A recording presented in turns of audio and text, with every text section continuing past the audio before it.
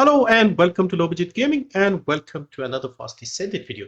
So post patch 1.2.22, I thought we'll look into some builds and adjusted builds, and I thought I'll start off with an easy one, Ultimate Bunny. She got a speed boost and the build is more or less the same as before, one minor change. So I thought I'll play it safe, go with Bunny first because there are also a lot of bugs in this patch. So people have reported bugs with Lepic, with Enzo, with Glay, Valby. So I just wanted to, be careful and go with the safe option. And hopefully they get a patch or two out and then I can look into others as well.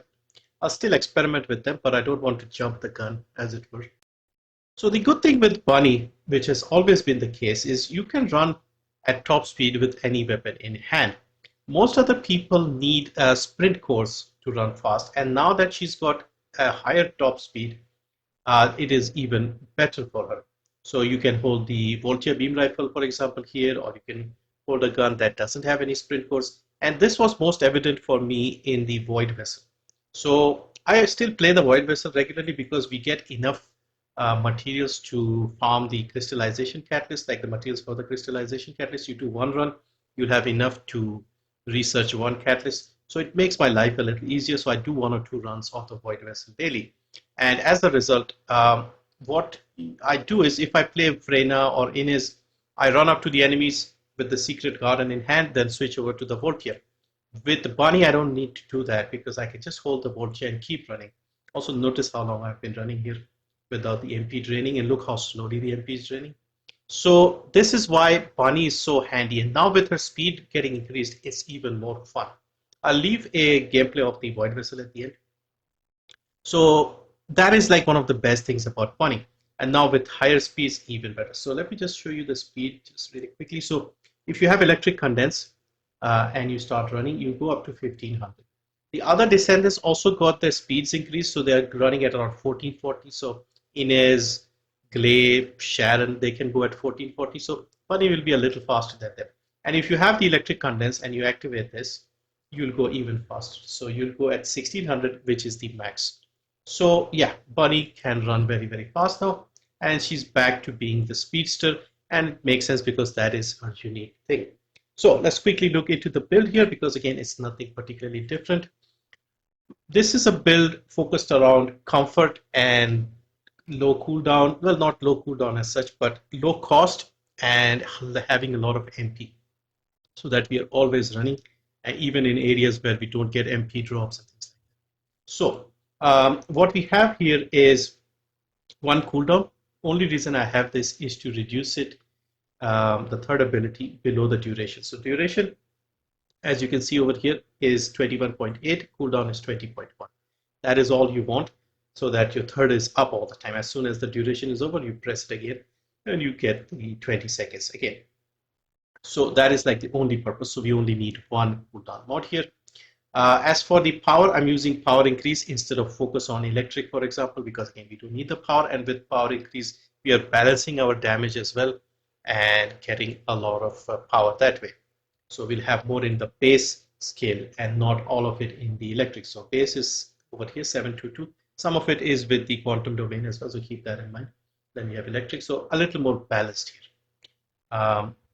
Next, we have singular specialist. Again, we don't need focus on singular because again, we have enough cooldown. So we can take this one, which gives us the most singular power modifier, and we get a singular power modifier with amplification as well. Then we have electric amplification, electric power increase, and then we have two range mods. So skill effect and amplification control. This will also give you some shields. The result is 21 meters on the lightning emission, which is the max expandable range. So 7 meters default, 21 times 7 times 3, 21. So that is maxed out as well. So you have good cooldown, you have a lot of range, so you are hitting the most enemies, and also we have reduced the cost considerably using external components and mods here. So I've gone with strong mentality, 15.2%, maximize conservation is giving us minus 35%. We lose a little bit of skill power modifier, but it's not a big deal. So if you look over here with the speed of light, MP cost is 5.1, down from 12 seconds. And the continuous MP cost, or the drain of the MP, default it is 25, and we are only using 10.7 per second. So a massive reduction. And so we can keep running without, running out of MP. Okay, so this is the change here. And we covered everything, right? And yeah, finally, instead of the HP mod, the normal increased HP that I use, or amplification, or HP amplification, or whatever you use, I went with the max Battle of Stamina here. You can use various different mods if you want more power. The what is it? The ambush, dangerous ambush. You also have the one that reduces the debuffs the enemy. What is it? Yeah, it's just completely blanking right now. Decimated. Yeah, it's quite a few different ones that you can use here. But again, unless you're going into Void Erosion Purge, you don't really need more power. And when Season 3 comes along, and if we have to min-max further, I'll do that, because at the moment, this is very comfortable, and this is how I like to play.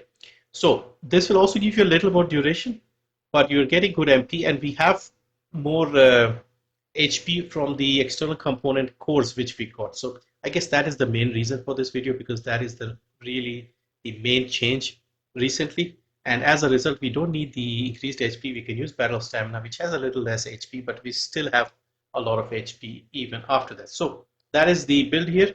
And now let's look at the external components. So I'm using 2 pieces of Ascending Armory.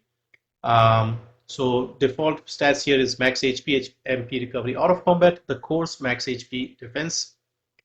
With the sensor, I have again MP recovery in combat, max MP. The cores are again HP and defense. Then we have plague, so defense and MP recovery modifier. You can drop the defense on this one because we don't need so much defense. And you can go with something like gold perhaps, so you'll get more gold. I think I have another one here. So this one here, if you see here, I think this might be better. So this one here, MP recovery modifier and gold drop rate. So if you see here, with this one, we have 23,000 defense, which is plenty. With this one, we had 27,000. So we don't really need that. So let's get this one here. So when you're doing all the missions, you'll get a little more gold. So why not? So, and we also get the defense in the core anyway. So MP recovery modifier, gold drop rate increase. And then we have max HP and defense. And then finally, we have another plague piece, plague processor. This time I've gone with toxin resistance and max shield, because we can get toxin instead of defense on the core and then max HP. So the result will be 6692 toxin resistance without having to put a mod. If you put a mod, you'll go even further, like 12, 13,000. The rest of it isn't affected because we'll have to sacrifice something important like MP recovery or something. So 2 pieces ascending, 2 pieces plague with these setups. I've gone a little different to my usual setup. With the reactor, we have tingling singularity, so electric and singular, and we've gone with singular power boost ratio and skill cooldown. Best in class would be singular and electric if you have both the things, but I wanted that little cooldown so that I don't need the cooldown from the Arche Tuning. So speaking of Arche Tuning, what we have over here is this sort of thing. So I've gone with all the MP, all the skill power. We've taken the big one here. We've taken these ones. We've taken the Mutant Cell. I've gone with electric vulnerability. You can just as easily take the electric cohesion as well. This one, what happens is when you hit an enemy, inflict an enemy with your debuff, the electrocution, you'll get more skill power. So this will be useful against elite enemies, slightly stronger enemies, because the smaller enemies, you'll kill them anyway. And if you use electric cohesion, you'll get the extra electric power stack, but you'll have to kill a lot of smaller enemies to do more damage to, let's say, the bigger enemies. And sometimes the bosses, you have killed all the enemies and no weak enemies around. So this will give you a little more against the elites. That is my reasoning here, and I think this makes more sense because, again, we have enough power and we took all the other MP stuff here as well. So the result over here is we have 516 MP, 24,000 skill power. We have balanced the power with some in base, some in electric. Okay, and we are getting singular boost ratio a little bit from the plague set as well. We are getting 5% from the singular. and we're getting more cost reduction with the 2 pieces of Ascending Harmony 6.5. And then finally, in the inversion, once again, we are focusing on all the MP stats here. So we have neural focus augmentation. So we get max MP increase. When defeating enemies, we will be defeating a lot of enemies. And then we have selective neuro stimulation. Every 45 seconds, we get different perks regarding MP. And then we have this one here, biodensity augmentation. So your HP increases a little further when you defeat enemies and stuff. We already have 15,000 just with one battle of stamina because we put so much HP in the external components. So very comfortable build. I'm happy with this. Most of the content, 400%, Void Vessel, Sigma Sector, all the farming related stuff, the special operations, all of that you can do comfortably. I don't use Bunny for Void Erosion Purge, but I may look into it. What I'm thinking is when Season 3 starts and if there is a requirement to adjust the build, then I'll try and min-max. But for now, this is what I want, comfortable build that I can use to clear stuff quickly. So that is the Bunny build.